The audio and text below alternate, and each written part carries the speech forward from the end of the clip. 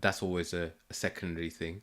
And then the second thing is I need to make sure this bot works. This Craig bot is fantastic. What? Yeah. So there's this bot called Craig, right? Leo got me onto it. And basically it will record your Discord and it will come out with separate tracks, so you don't have to do, because we used to do separate Audacity and then we'd upload it and then Bill will sit down and go through the whole doodah, and this just gives it to you straight away. Nice. If it works, which it worked the last couple of times, to be fair. Channel to recording. Podcast stream? Yeah, that's the one. Craig is thinking. Now recording. Recording. Yeah, I do love Craig. It makes my life a lot easier. I hope you're very happy together. Yeah. Oh yeah. Well, we try. Okay, and then the last thing I need to do is to make sure this damn thing is actually streaming. Streaming. Yeah, as I said, it's all redundancy more than anything else. Okay, so now let's have a look to see if it is working. Oh, I just noticed the power cable's come out of my laptop. I should plug that back in. Rookie mistakes, eh? Yeah, that's when you get the blink, blink, blink. The computer will suspend if you do not. Oh yeah. Coolio. All right then. So let me just compose myself before I start. Welcome to the Atypical Doctor Podcast. This is Season 2, Episode 4. And with me, I am delighted to have, I was thinking about this, technically the third time, but not on this podcast, Mr. Alan Pope of just general fame. Because I remember, because we had you on Linux OTC, and then I think we had you on a Mintcast as well. Right, and I was available. I was on both of those. So yeah, technically, this is the third time you're having to speak to a random dude from Birmingham. Well, hello, lovely to be here. Yes. And I am happy to sit and chat and shoot the breeze about literally anything. So yeah. Okay. So how do we find you? How do we find you on this Saturday afternoon then? You find me a little bit lighter. In the wallet department because I've just been shopping. Okay. And I almost had to go and have a lie down because I bought some jewelry, and that's never a good thing for my wallet. No. It's never a good thing. It was my anniversary. I remember. Well, I mean, it was my anniversary a couple of years ago. I remember that anniversary because it was the 20th or whatever. And so, I had to get something vaguely big. Do you know what I mean? I couldn't exactly just turn up with some Quality Street and, a box of flowers or whatever. So I told my wife, look, we'll get some jewelry. Indian women love their jewelry, man. Indian women are just covered in gold. So I hear. Yeah. Yes. My grandmother is 94, right? And she is still got all gold bangles on, the whole caboodle. It's a great look. Yeah. Well, I mean, yeah, she's very stylish, I must say, actually. She's more stylish than any of us. She's still got all her faculties and everything like that. Anyway, yeah, what was I saying? So, yeah, we went to get some jewelry. And yes, I did almost shit my pants at the price of all this. And then I was kind of like... Yes.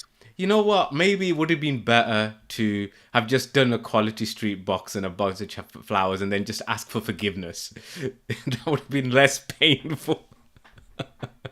Yeah, or just forgotten it completely. And just said, oh, was it? Oh, gosh, time has flown. Yeah. How on earth did we get to this milestone? Yeah, no, ours was 25 years last week. Oh, congratulations. And thank you. And so I said, well... Now's about time to, get her. The last time I bought her some jewelry was 25 years ago. And so I thought, well, technically, 26 years ago, I guess. No, I bought the wedding ring. Anyway, I bought another one. So at this rate, I'm doing pretty well. The next ring on her finger will be in another 25 years' time. Yeah, exactly. So, see, that is much better, actually. I think that's a much better way of doing things. It's a good cadence. Yeah, exactly. For sure. Yeah. Although when we were in the jewelry shop, she said, when I inquired the price, she said something about this being a last hurrah, and I was like, "Well, steady on. I'm hoping to still be around, in a few more years." But then I realised I've dropped my foot in it, then, and that implies that I'm going to buy another one. So, yeah, Yeah. ask me again in another 25 years if I did. Yeah, I mean that's an interesting one, isn't it? I mean, it's like pension changes and retirement stuff that's happening in the NHS at the minute is entirely designed so that you either die in service or you get overworked so much that when you do finally take your very nice pension, you're only alive for about 2 years and then you pop your clogs, you know. But yes, so apparently I hear you're into this thing called Linux. A little bit, yeah, Yeah, yeah. So yeah. Been using it for a while. how did you become world famous in Linux? I'm really not world famous. I'm just some guy. Um, Oh, I would have to I think disagree because in the interview that we did, which one I can't remember, whether it was the OTC one or the Mintcast one, and Bill, the other guy who's on there, he could not, he was so. It was like one of his life's aims had been reached. I mean, which does make you wonder what life aims he has. But it was like he was so aflutter. He could not declare. The way that he was. So yes. yeah. But okay. Let's come back to the Linux thing in a minute. On the thing about like fame, it's not, it's like you've got your A list and your B list. We are like ZZZ list.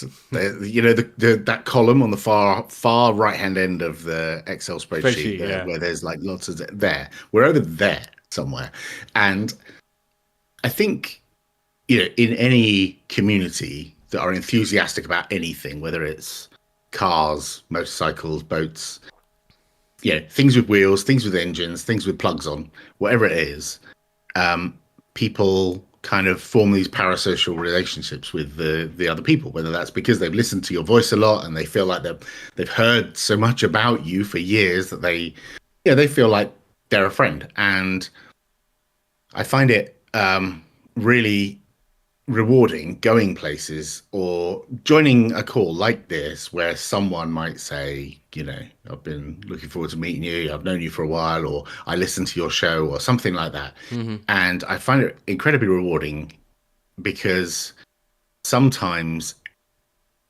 you record these things and put them out and think, is anyone actually listening to this stuff? Does anyone actually care if I tell you what the command line thing is? If I just go bimble, bimble, bimble, bimble, and is anyone listening? Will anyone notice, right? And people do notice, and they do like to listen. And when they meet you, they let you know that. And I really like that. It's weird, but I really like it. I'm not famous. I'm just some guy that you've heard in your ears a lot. And I'm a gobby guy who talks a lot, and that's it. It's weird, but I quite like it. I'm not one of those extrovert people who wants to be on stage or anything like that. It's just a bit of recognition for the work done is nice. Mm-hmm. Someone come and say hello and they enjoyed a blog post. I get emails about blog posts I wrote years ago, and I get very kind, like anonymous emails from people who don't want to reveal who they are, but they're quite pleased that they found some nugget of useful information or whatever in a blog post or a podcast. So yeah, I don't think I'm famous. I'm just some guy like all of you who use Linux, and I enjoy using it because I quite like it when computers are fun. I, like many people, get annoyed when computers are not fun, and get a little bit irrationally upset by this computer blob in front of me when it doesn't do what I want. But when you can orchestrate it and make it do your bidding with some commands in a terminal or with some button presses or installing a piece of software, it's quite powerful.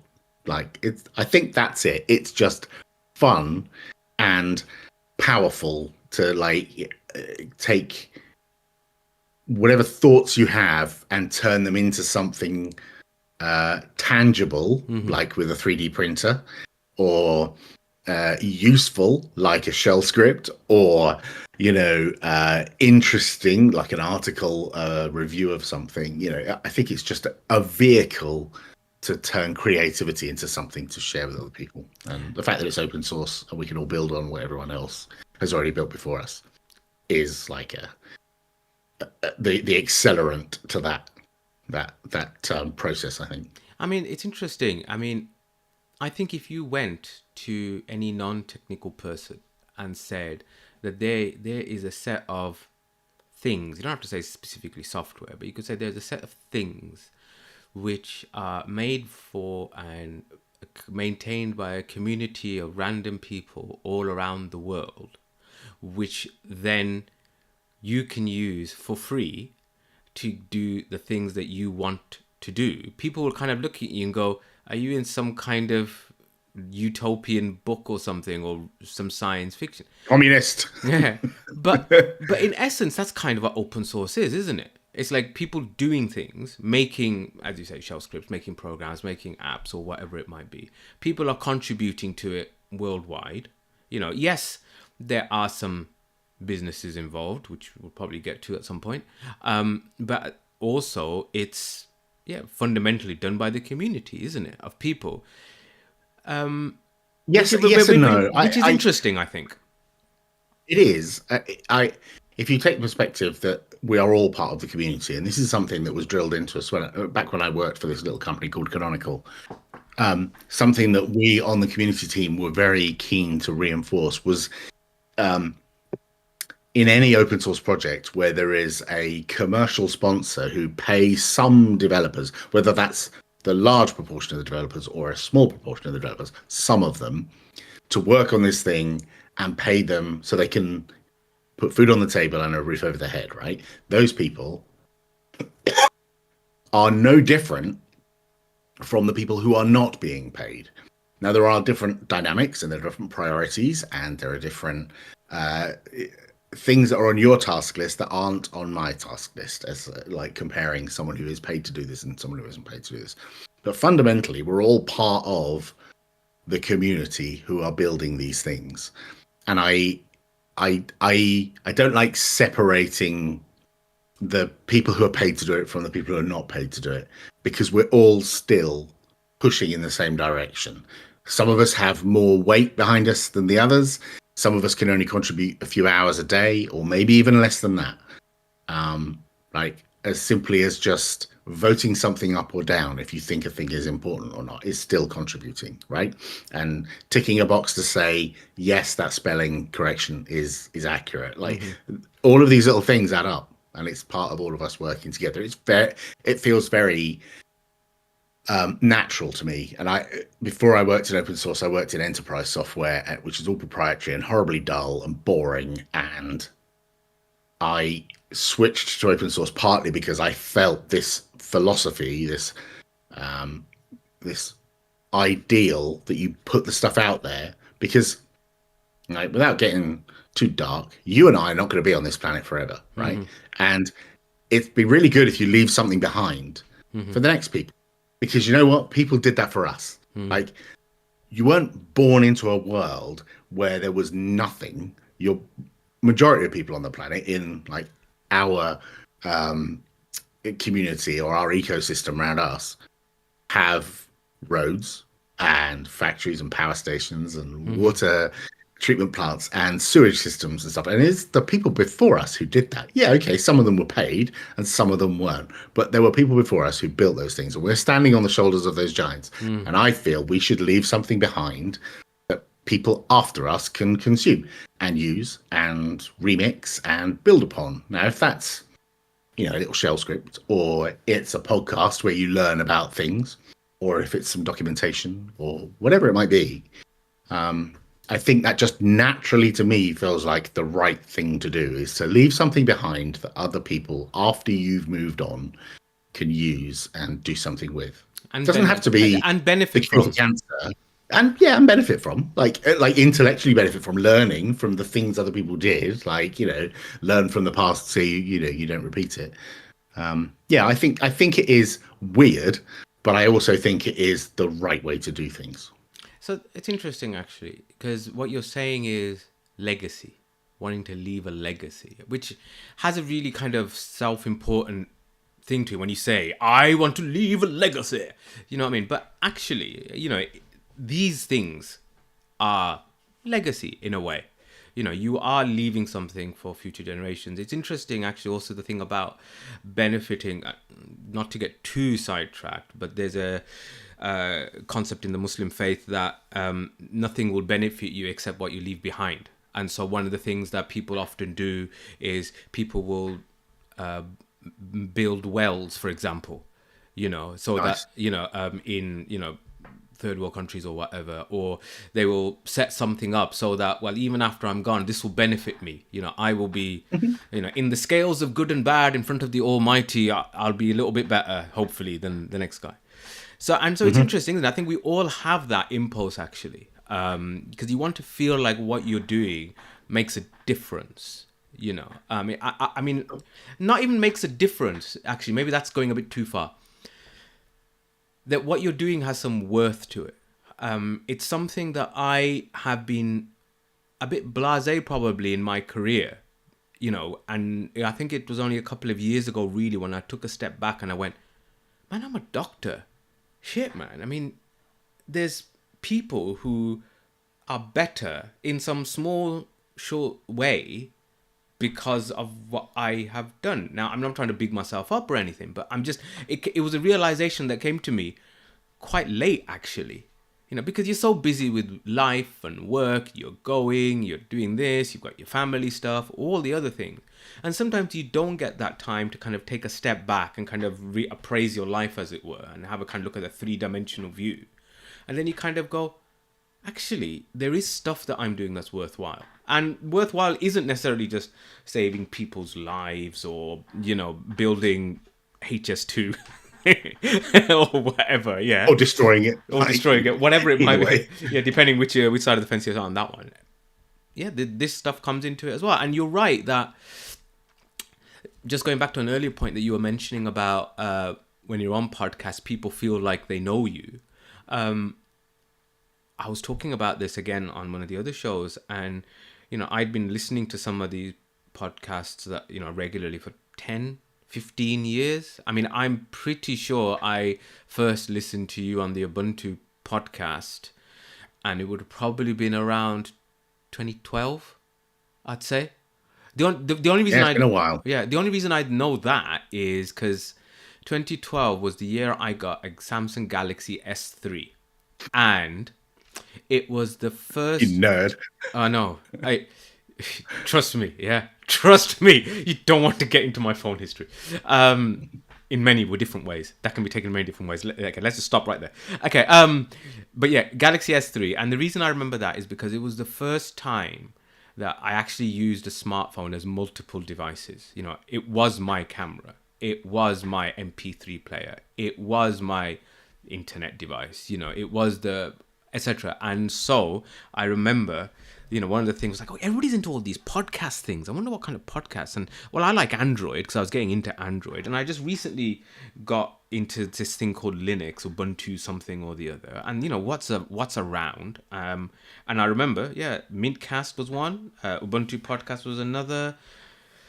The Linux format one, was it called Tux Raider at the time, or had it changed to Linux format or Linux voice? But you know the one I mean, the one with Graham They and had three different names yeah, over various yeah, a guys. different Yeah, it's the same guy. Yeah. Android Central. I remember was one of the first ones, which is a shame because they don't do a podcast anymore, really. But they used to be quite nice. So anyway, yes. So you hear these people again and again, and then you sit and meet them, and you're kind of like, wow, somebody I do know, but I don't, but I do, but I don't. There is this kind of, there is some kind of connection there, isn't there? There is, and there's also I was having a conversation a little while ago about how I feel. I've long thought I'm not a developer. I create some things like pretty rubbish little shell scripts. I create the odd Python thing. And there are programs. I've got a GitHub repo. It's got stuff in it, right? Stuff that I have made. None of it's earth shattering. No one's going to like build the 10th wonder of the world based on me. Like, I get it. I know my place in the world, right? And I look at some other creators. I say creator because they're more developers. And I look up to them and I think, wow, I wish I could be like that. Like, I have friends who I've known for 20 years, or people who I know online who I've only met like half a dozen times,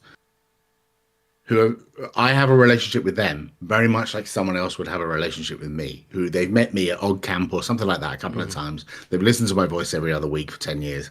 And we have a parasocial relationship, right? And some of those people are people who are just starting out, and they might look up to me as a mentor or some, experience that I have that I'm passing on to them. And I have the same thing when I'm looking at some of these other people who I feel are way smarter than me, have a much bigger footprint, are known by more people. Like, so there's this kind of hierarchy, not in a way, not in a in a CEO, VP, director kind of like corporate hierarchy, but there is the feeling like this. And I was chatting to my son. Almost like a teacher student type thing. I mean, in a sense, isn't it? Yeah, I mean, yeah, kind of, because like everyone's a student at some point. yeah.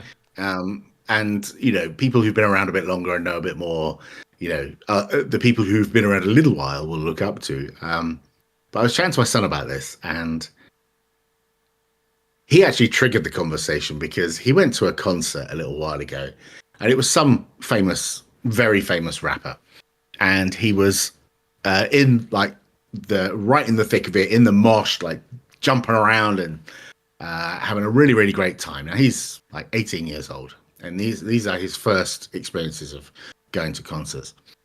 And something struck him. He said, "I was watching this guy, and it's a guy on stage that like everyone knows. I've got no idea who this guy is. I've never listened to his music, but he's very famous, right?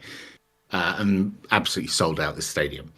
And at one point, my son was looking up at the VIP stands. It was a football stadium, Tottenham football stadium.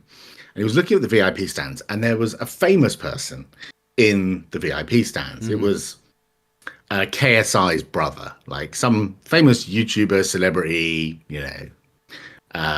person that the youth know. The youth KSI. know, yeah. Yeah, the youth. It was his brother, right? And loads of people in the audience were looking at that guy. And my son said what struck him was the fact that, I'm in the audience and I'm looking at this celebrity who's singing, and I've paid a ticket to come and see. But then there's that guy who I also look up to, and he's here looking up to the guy on the stage. And he saw this like kind of hierarchy of celebrity. And we were talking about like, well, who would be at the top of the pile? Who's the one who, like, everyone, I mean, it's like Taylor Swift, obviously, because everyone goes to Taylor Swift. Whose concerts did Taylor Swift go to? I don't know. But it was kind of, it kind of drew a parallel to me with people in the tech sphere who like look up to other people who do the same kind of thing, but maybe have been doing it longer, or have made a bigger footprint, or have created more things, or more complicated things, or more impressive things. And I think that is always going to be the case. You might say to me, you're famous, and I would say, no, I'm not.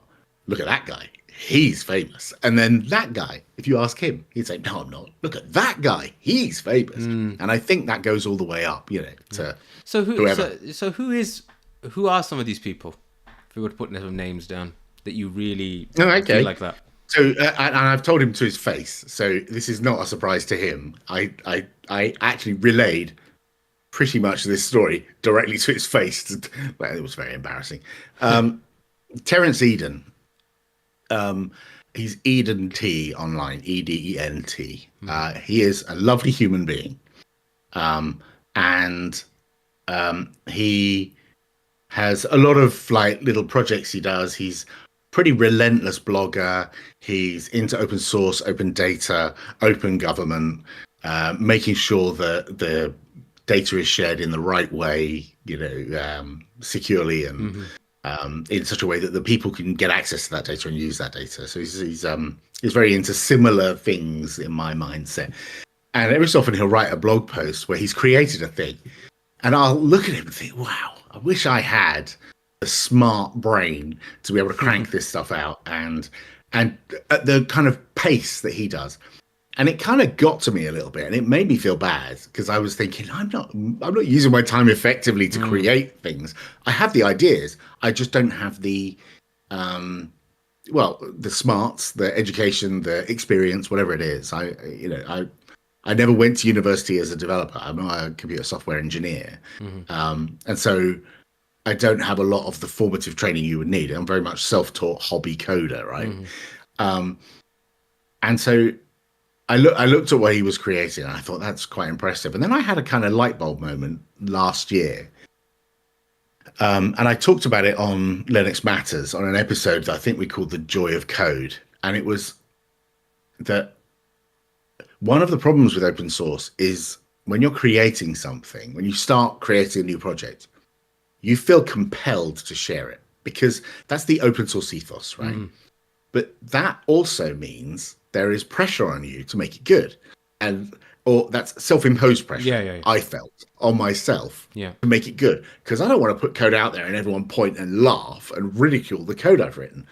Nobody does that though. I mean, sometimes people do. If someone creates really terrible code that's awful and it's easily hacked, yeah, okay, maybe they're a target and that's terrible and they'll learn a lesson from that.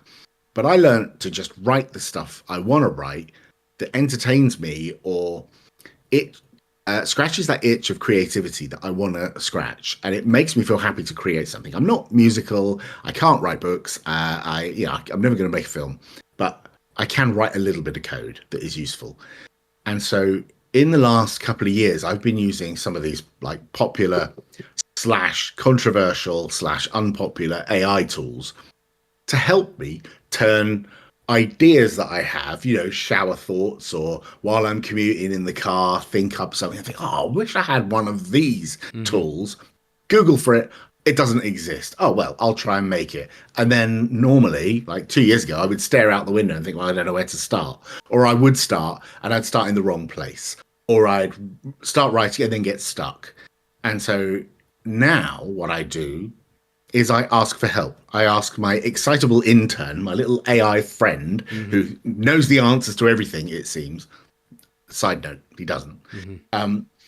And they help me and they accelerate me. As someone like me, who's not a classically trained programmer, they help me to get from zero to a starting point where I've got something that kind of works. And then I can decide if I want to work more on it myself or I don't. And I think that has helped unlock that blocker that I had where I wouldn't put anything on GitHub because I was kind of concerned that it would look stupid and it wouldn't work. And now I've kind of lost that. Lost it. I've overcome that. And now I'm constantly like having ideas and I've got this big list of things I want to write. And the thing I have now is just time. That's the only thing that's stopping me now. And I'm creating stuff that I wouldn't have a couple of years ago. So, I mean, I think the other thing when it comes to, I thought a lot of it comes down to cognitive bandwidth, I find. As time goes on, I was having this discussion with my son, who sounds about the same age as yours, roughly. And we were talking about how one of his friends has recently qualified as a doctor, and he's just, because the new doctors start in the first week of August, so he's just started his first ever job. And there's always jokes about mortality rates going up in August, but I mean, I'm not going to say that. Oh gosh. No, it's not true, but it's a joke we always say. It's actually really not true, honestly. Just in case anybody gets the wrong end of that. And he was saying about how he was now going to be, earning X amount per month and whatever. And I was saying to him, what expenses does that lad have? He's like, no, he's still living with his mum and dad. Yeah. I mean, he's moved back home from university. He's moved, the hospital he works isn't too far away. So he's just living at home, really.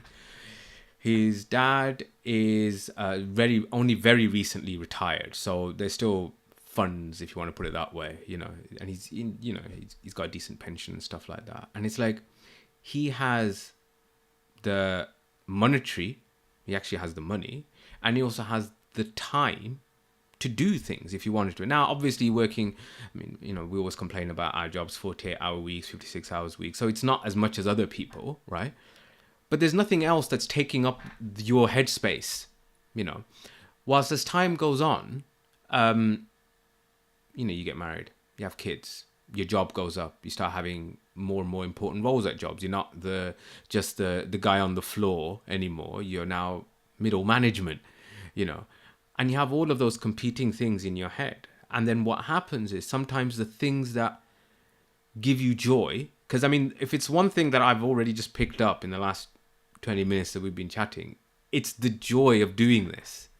It's the enjoyment that comes around from it, and finding that time can be difficult. Finding and then prioritizing that time can be difficult. People will say, it's no secret. Well, it's no secret to anybody who listens, I suppose, that I've been in hospital recently as a patient. I was quite unwell, had to have emergency surgery and all that sort of thing, and I came out and I've been at home for the last couple of weeks. I'm hopefully going back to work in the next couple of weeks coming up, recovery permitting. And but it was one of the days when we had one of our shows, and my wife was like, do you feel up to it? Do you feel up to doing it? I'm like, you know what? I need to do this show. I need to. I want to do something because at the moment I feel like crap. I'm tired all the time. I'm eating, very specifically, because of all that sort of stuff that's happening. I'm recuperation from the operation and the intensive care stay, and I need something that's fun. That I sit here and I talk and I shoot the shit, as they say, and we talk about something which I genuinely enjoy, and even the pain points that sometimes we might talk about are enjoyable in of themselves. Yeah, here we go.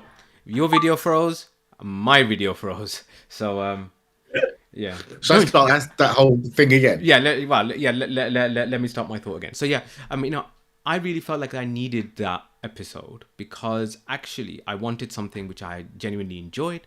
Something that I wanted to give time to. And even the stuff, as I said, even the pain points that come with a lot of the stuff I do is enjoyable in of itself. So yeah, I've set up this home server for the first time. It's actually the tail end of a long story that involves a Synology NAS, which didn't end well. And ended up, I've installed Ubuntu server now 4 times on it, and I finally got it to work, and I finally got it on the correct hard drives, and now I've managed. Do you see what I mean? And it's like on one hand, my wife's kind of like, why are you just sat there swearing in the office at stuff? And you're like, oh damn, why isn't this doing it? Why isn't that doing it? But actually, it's enjoyable in of itself. And it's something I think that we lose as time goes on, just because we haven't got the, as I said, cognitive bandwidth to deal with that. But it's very important to have, because that's what makes the other stuff manageable. And I won't say bearable, because that is quite dark. But I mean, it means that you can deal with other things in life if you have these other things that you genuinely enjoy. I was also at a medical conference because I'm a educator as well. I teach junior doctors, resident doctors they're called now. And there was a presentation about, diagnosing the doctor in difficulty. How do you know that from someone from their work that there's issues behind, and maybe you need to reach out to them and whatever. And we went through this slide of how to how do you not diagnose, but how do you identify is best good way of putting it, identify the doctor who's burning out, and I just sat there and I read those list of things and I thought, flipping heck, man, this is about half the people I know. It's probably been me at some point as well. And so I think being able to rediscover that in whatever form that might be is important. And yeah, it's fun. And as I said, even the stuff that doesn't work is fun in a way. Yeah, I think the young person you're talking about is just starting out in the career has enough money that they've got, a roof over their head and food on the table and a bed, Mm. and they've got time. But maybe they haven't developed the motivation yet. Maybe they haven't Mm. developed the desire to do that extra stuff. Like, I know I spent a lot of time playing video games, and that was an escape, right? Mm. It was going into a video game, shooting people, or solving puzzles, or whatever it was. It was an escape from whatever was going on elsewhere. And I find the writing code is a similar escape, because when I'm trying to solve a problem and trying to write some code, pretty much 99 to 100% of my CPU utilization is thinking about that. Mm. It's the old ADHD hyperfocus. Like, this is the only thing in my life right now is this program that I want to get working. I woke up at 4 o'clock this morning and I couldn't get back to sleep. It was a bit hot and sticky. So I got up and I picked up my laptop and I sat on the sofa in the dark, and I made a little to-do list of things. I'd had a couple of messages overnight, and I remembered a thing that I wanted to play with. And this all came together as some documentation that I needed to update, because someone wanted um, yeah, an example of how to do something, and they wanted it in their docs. And I kind of know how to do that. So I thought, well, what I'll do is I'll do that, and then I'll write some documentation and I'll put it in their docs, because like that's a nice, easy contribution. It's not hard. Wow, I've spent most of today working on that. And it all spiraled out of control when I was trying to get a working version of a particular piece of software to demonstrate this thing so that I could take a screenshot so that I could then update the documentation. And so from 4 a.m. until about midday, I was just noodling, compiling software, testing stuff out. And I got some successes along the way, and I have a path forward, right? And everyone else in the house was still asleep. Nobody woke up until about 10:30, 11 o'clock. And I loved it, because from 4 o'clock until 10:30, 11 o'clock, I got no bother at all. Every so often the cat would climb on me and want strokes. Um, he's behind me now on the bed. But other than that, I was able to distract myself from everything. And I'm lucky that, like, my kids are a bit older. I don't have to go and get them out of bed. Mm. Well, I have to try, because they won't get up if I don't. Yeah, I know that feeling. They're older now, so they're autonomous. But I don't have to. Some of my responsibilities are fading away. Like, I don't have to like do all of the things every day, and so I have these chunks of time. And if I wake up at 4 or 5 in the morning, my brain is immediately thinking, "Ooh, there's some stuff you could do. There's stuff on the to-do list, the big list of projects that you've thought of, these ideas that I sometimes have." And if I can sit there and actually chat to an AI thing and turn one of them into a prototype and show it to a friend and say, "What do you think of this? Is this a thing that could be useful?" And one of them says, yeah, that would be useful. Change this, change that, do this, and that'd be good. And I iterate on it and I build a thing. And I've done that, I don't know, a dozen times in the last year, easily, if not more, many more times than that. Some of them are just little scripts and utilities. And some of them are like functioning websites that other people visit and use. And that all came out of a silly idea and a bunch of AI, and now I've created a thing and it's live and people use it. And I find that really, really rewarding, because it gets out that creative energy that I have, that I don't use in any other way. I don't act or write or sing or play a musical instrument. My creative output is writing code. It's even if I'm not very good at it. I mean, I suppose one of the things that comes from that is the shock horror that AI is useful for something, because Who knew? yeah. I mean, there's all this stuff nowadays you hear about, is AI going to rule the world, and then it's like, well, AI is actually not as good, and then you realize, I don't necessarily want to rehash that conversation, but it's good for certain things and it's not good for certain things, and you got to know when to use it, know when not to use it, etc., etc. You don't get it to make don't ask for how to make pizza, because you'll end up with glue pizza, or whatever. But yeah, I think a lot of it is actually a bit overdone. Like the people who are pushing AI are overdoing it, Yeah, and the push people 100%. who are anti AI are overdoing it. It's like somewhere in the middle, like here comes Alan, the centrist dad. Somewhere in the middle, there are some useful things you can Hmm. do with it, and there are also a big list of things that I probably wouldn't do with it. But the fact is, it's here, and I'm not going to ignore it because it is here and it is affecting the jobs of the people around me and the lives of the people around me. And so I would rather, be in the tent than outside the tent. Hmm. And I find it's helping me create things. And so therefore, in my mind, it is a good thing for that. It's not necessarily a good thing for driving my car. I wouldn't hand over the operation of my car to an AI and just say, like, take me somewhere sunny, and then it drives into the sea to try and get me to the south of France or something. Yeah, They're not that smart, yeah, but they're smart for some things, yeah.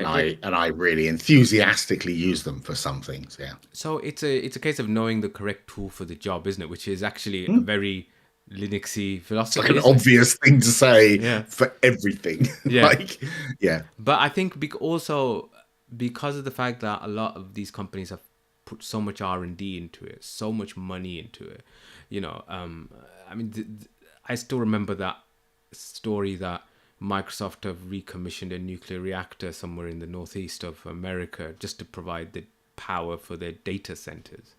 And you just think to yourself, flipping out, this is, they're really betting the house, the farm, the planet almost on it. And I suppose they want to see a return at a certain point. Shareholders going to be shareholders and say, "So you sunk these billions into this. Where's the thing we're getting?" Yeah. So I mean, I think actually that leads me to another interesting question. Actually, which have you noticed much difference between the different AI tools that you use? The Chat GPT versus the Gemini versus, I mean, because every Tom, Dick, and Abdullah's got an AI assistant nowadays. You know. Um, yeah. So, like, if we avoid all the websites that have a chatbot on the screen, I mean, like, the thing that just asks you, "Hey, would you like to know more about Windows?" or like the little things in the corner. If we talk specifically about the big ones, like the Anthropic, Claude, Google Gemini, and OpenAI's ChatGPT. There are others, Grok, and all the others, right? Um, those I have found all of them to be useful in mostly the same way, Hmm. but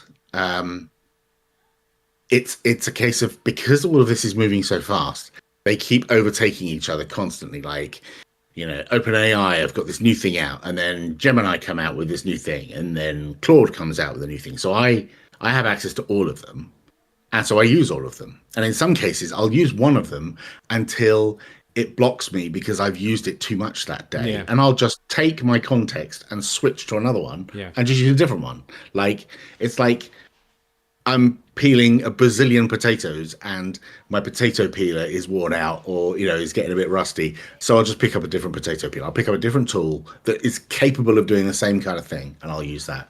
There are big differences in the way that they work, and some of them you need to be quite explicit about how you tell them how to behave, and they do. I use them literally every day, Hmm. and jump between each one for different things. I have them all open all the time. There are advantages to some, like one of them has a bigger context window so it can hold more in memory at once. Another one is faster. Another one is more up to date and has more access to more data. Another one can access the internet. Another one is good at producing reports. Like, they all have their Mm. advantages, which is why I just use them all. And Yeah. I kind of have in my head which one is the best for any particular task, and Yeah. I just use whichever one's the right one. Yeah. I mean, that makes sense, really. Again, finding the right tool for the right job. Um, which piece of code then, or which coding project are you most proud of then? Since you have all these ideas, you've done stuff, you're trying to make stuff which is useful and helpful. And you've obviously got a joy. I mean, I think that's a very good title that you had for your episode, The Joy of Code. Is there any particular piece of software, technology, Yeah, so script that you think that's a good one? one of them is the one that is maintained and is in use, and it's not just me using it, is Nerdy Day Trips, which I can't take credit for the idea. It's a website that existed a decade or more ago, and the guy who set it up is actually a doctor, Ben Goldacre, works in the NHS, quite famous doctor. I think he mostly does research now, and so he's not as public as he was. But back when he had quite a platform on Twitter, he set up this website called Nerdy Day Trips with some other people, where the premise is, I travel a lot. I go to these places. I want to go and do something nerdy while I'm there, and I don't know what there is nearby that's nerdy that would pique my interest. I've finished work. What can I do now? And so a whole bunch of people crowdsourced a map, and it was literally just a Google map with a bunch of pins in it that was a bunch of data about nerdy things all over the world. And it is literally pins all over the world. Now, they had a problem with spam. They had a problem with people submitting bad data, and the site got slow, and there were various technical issues and process issues. And eventually the site died. It went away. And over the years, it went away in a decade ago. So it's been a long while. And every so often I chat to a friend of mine about resurrecting it and seeing if we can get as much data as we can from the Internet Archive and pulling it together and resurrecting the site. And we got some data. And then only in the last year, I started looking at it again and thinking, you know what, I don't know all of the things I need, but I know an excitable intern, my little AI friend, who does know. And so I used one of them to help me. And I managed to bootstrap the site. And I have it now set up. If you go to nerdydaytrips.org, we managed to import a whole bunch of sites from Internet Archive and other places. And now people can add their own favorite nerdy place to go to the site. And we've had over 1,000 places added in the last month or two that it's been up. And there's almost every day something gets added to the site somewhere. Now, some of them are accepted and some of them are rejected. And people have a little conversation about, I don't think this fits on the site, or I don't think we should be promoting this kind of thing. And they get rejected, but most of them get added. And people can go and visit the site, click on a pin. It takes them to where they are on the map. And if there's any nerdy places nearby, they show up. If people know about a nerdy place and it's not on the map, they just press a button and add whatever their favorite nerdy place is nearby or place they've been, and put a reason why it's nerdy, and it gets submitted into the database. Now, you probably know me mostly from the desktop Linuxy stuff. I'm not a cloud engineer. I'm not a DevOps guy. I have never touched Kubernetes, and Docker is only a recent thing that I've been using over the last year or two. And so I'm not into the whole cloud engineer stuff. But there are some things that I had to use for this project which I am not familiar with, and I had to learn it. And I was helped by a little assistant to help me learn this stuff. And now it's deployed. And it's whenever there are updates, they get deployed, the site gets built, and you see new venues appearing all the time. And it's all open source. Mostly open source. I think there's one bit that I haven't open sourced yet because I'm scared that people will hack it, but it will be once I get someone else to commit to reviewing it and telling me no, that's okay. But yeah, using Cloudflare and workers and automation in Cloudflare and stuff like that I never used before, and learned how to do just for this. That's the one I'm most proud of. I went from having an idea and some data, some JSON files on my laptop, and within a week turning that into a functioning website that other people could visit and submit data to, and the whole data set is in GitHub and anyone can use it and transform the data, and I can leave that behind. And because I've put it in GitHub, we shouldn't have the situation that happened to the site last time, which is one person controlled it or one organization controlled it and it went away. Anyone could take that data from GitHub and you could put it anywhere. It doesn't have to be in Cloudflare. It could be hosted anywhere. Or you can just download it and put it on your laptop and it will work on your laptop. So that I'm proud of as a thing that I made in the space of a month or so of just hacking away with the advice of an AI thing. So yeah, that's probably the thing I'm most proud of because it's actually useful. Yeah, no, I mean, I've already now made a note of nerdy day trips now because said you find another user now. Yeah, that is interesting actually. So from a podcasting perspective, you know, you said you started off with the Ubuntu podcast, and then special appearances on X, Y, and Z. Now it's mainly Linux Matters as a regular, if I'm correct. What have you seen change in the time from when you started a podcast when you first started in this field to what's going on now? What's the thing that you've thought to yourself, wow, that's changed?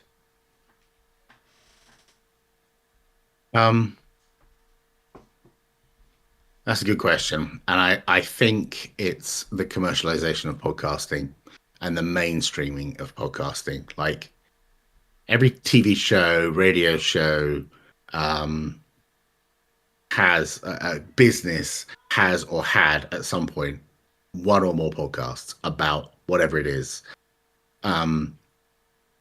Like indeed, there are TV shows that have two podcasts about a TV show, and they put episodes out like every week that show comes out. There's an episode pre-recorded, ready to go out. Like, and it's all part of a drive to get you to watch the TV show and engage with the TV show, right? So it's a much more commercial enterprise. When I started, it wasn't at the beginning. We weren't that early to podcasting when we did the Ubuntu podcast. We were like, was it 2009, something like that? I think the first year was, and there were other techies doing it before us, like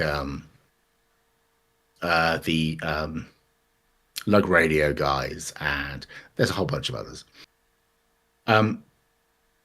But it was still in 2009. It was still very much a hobby thing. There were some people who had big sponsors and a fair number of listeners.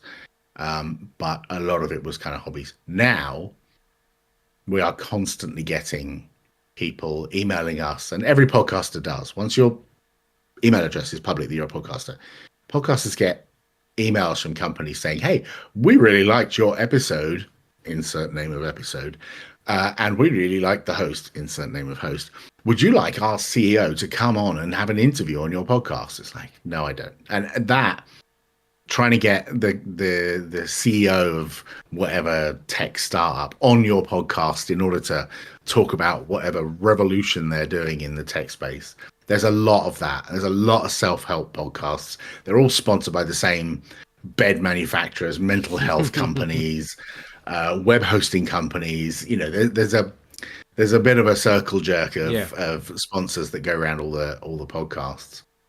And we always wanted ours to be a hobby. It was never intended to be a financial income for any of us, because we were fortunate enough that all of us throughout the whole thing, whether it was Tony, myself, Simon, Laura on the first iteration of the Ubuntu podcast, and then through like with Davey as well, and then through into the later iterations of the Ubuntu podcast where it was me and Martin and Mark, and then into Linux Matters, it with the same three people, me, Martin, and Mark. It's always been a hobby, and all of us have always had a job while we've been going through.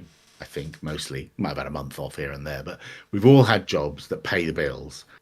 The podcast has never been intended to pay the bills, and so for us, it's a hobby, and so it's a bit strange for us because, like, if you look at the listenership of podcasts, like, people listen to a lot of podcasts, and there are a lot of them out there chasing those minutes, those finite minutes you have in your day that you might use to spend time with your family, or you might watch Netflix, or you might go to bed, or you might eat, or you might go to a pub or play video games. There's 1,000 things competing for your eyeballs and ears Mm-hmm. all throughout your non-working time and your working time. And so the quality of podcasts has got higher. The audio quality has got higher. The expectations of audio quality has got higher, because if people like are surfing the waves looking for a podcast and they find one that's got bad audio, they will not tell you that it's bad audio. They will just stop listening. Yeah, they've just stopped or they listening. won't even start listening. And so you if you want to get listeners, if you care about that, then you kind of have to level up your audio a little bit, and video as well if you're doing video. And so that's why we started taking sponsors, because none of us, me, Mark, and Martin, none of us can do audio production very well. And so we basically paid Joe to do it because he's really good at it. And that's why we started asking like for patrons and asking for a little donation here and there. We get like enough money to buy a couple of beers a month, and Joe gets the rest. It's his business, right? And that's his job. He now does podcasts, right? He was doing something else, and now he does this. And that means that we get to keep hold of we're just doing this as a hobby, and it's a bit of fun. We sit down on a Tuesday and record an episode, and we're done. And then we forget about it for a week or two. And Joe gets paid because he's doing the bulk of the work. We've optimized our show. That means we don't have to do an awful lot of prep, and we don't. Like, we used to have a whole document with all the notes in and all the stories that we're going to talk about. And the problem with doing a news-based show is you have to have an opinion about something. Yeah. And I don't want to have an opinion. I am not in the business of knowing and having an opinion about everything every day. Like, I'm not a representative that has to have an opinion. It's not like I'm the PR person for Linux or anything. I'm just some dude. I have opinions, and maybe I'll tell you about them, but I don't want to feel compelled to do that. And that was quite stressful doing that for 13 years on Ubuntu podcast. And so with Linux Matters, when I said to the guys, let's do another podcast and let's do it differently, I wanted us to do something where we just talk about the fun things that we're doing that week. Let's not worry about the news. Let's not care about whatever's popular right now. Let's just go and play with some stuff and tell people about what we play with. And it turns out we get about the same number of listeners, if not more, on this show as we did on Ubuntu podcast, because it's not actually primarily about the content. It's a big part of it is the people who are on the show. Yes, like, very true.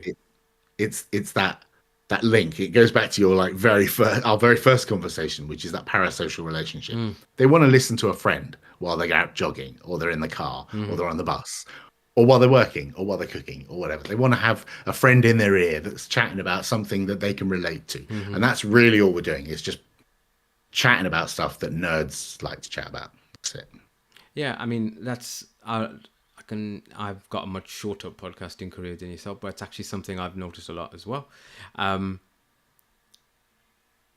The stuff that always seems to go easily, the ones that I enjoy, the ones that get the most listenership on, and things are the ones where it's, people sat there having the discussion about stuff. It isn't a case of, well, this is what happened in the news this week, and this is what happened in the news this week, and what do you think about it? And you're like, oh, I don't know. I don't even know what that is, and then it becomes less fun, becomes less good of a show, and people might say, well, why would I listen to that? There's 1,000 places to get the news, and there's 100 places to get tech news, and there's probably 50 places to get Linux tech news. Like, what do you bring that none of those people have? You've got to stand out. If you're gonna do that, you've got to, and that's why a lot of these people do full-time news shows, like 10 minutes a day every single day. Well, they're all now on TikTok, and they're doing 3-minute videos on TikTok because they can crank them out on a regular basis, even if all they're doing is reporting the news and they're not having an opinion. They're just journalistic reporting. It's still a lot of work, but it's a lot easier if you're doing shorter stuff. When you're doing like an hour of talking about whatever virus is out now, or whatever crypto miner is, on the scene, or whatever new AI thing is out there. All these things, like, it's pretty boring, really, and Yeah. nobody really wants to listen to that. Yeah, very true. And the thing about parasocial relationships is also, I think it's much easier to engage with some of the dreaded word creators, than it used to be. If you watched a show on television, when did you ever get a chance to message them directly or be on the same, forum or Telegram group or Discord server or stuff like that? And so there's, there is even if you don't necessarily use them a lot, there's still the theory that I'm still involved in the conversation. I'm on, for example, the Late Night Linux Telegram. I must have put like 5 messages in a year, but I still sit there and read them because I want to know what other people are saying. And, I feel like I'm part of the conversation, even if I'm not necessarily contributing much to it, Well, thank you very much, Alan. As you said, it's, it can be difficult to talk for an hour of this, but actually we've managed to do it. And oh golly, yeah, we've managed to do it, and I enjoyed the conversation. I hope you enjoyed the conversation, and I hope people who are listening enjoyed the conversation. If people want to get hold of you, Popey, what's the easiest way, or the way that you would prefer? As in, people could, I suppose, come and go through your bins, but you probably not want that one. Yeah, that's probably the least. That's probably bottom of my list, I think. Or I've had some strange ways that people have been in touch. One of them was I was on a train once, and someone walked past me and recognized my voice. I was standing there chatting to my boss, and this was a train in Germany, and I don't live in Germany. And someone walked past. They just stopped as they walked past me. They heard my voice, and they were like, "Popey," and I went, "Yeah." And they said, "Oh, I listened to your podcast," and that was my mild German accent. Yeah. And so I have had people come up to me, that whole, in inverted commas, fame thing. Yeah, I love people coming up and saying hello, and I listen to your podcast, but I feel super awkward about it. I've had it a couple of times at events recently. I went to an event in America, and someone waited. I was on a stand for the company. Like an exhibition stand, and someone came up and waited for everyone to walk away and just stood there and waited, and then came over and said, "I really like your podcast. I've been listening for years. I just wanted to come over and say hello." That is also fine. Come and say hello. But the easiest way to get hold of me is to go to popey.me, and there's a whole load of buttons that tells you how to get hold of me. It's got my GitHub account, my email address, like Telegram, everything. Just click one of those links and you'll be able to get hold of me. But yeah, come and say hello if you see me at an event. Follow me on social media. And if I say I'm going to be somewhere, then come and say hello. Tell me my podcast sucks. Tell me my coding sucks. That's all good. Yeah, excellent. It's all about engagement. Yeah, it's all about engagement. Yes, it's engagement. Yes, there's no such thing as bad engagement. It's all engagement. Well, it's that thing about publicity, isn't it? There's no such thing as bad publicity. And dear listener, if you think that what we've talked about has been interesting, then you know the websites, the Discord servers. You can contact me on, and I hope you enjoyed this, listening to this as much as I enjoyed making it. So, see you guys later. And thanks, that's man. a wrap. That's a wrap. That was lovely. Thanks, mate.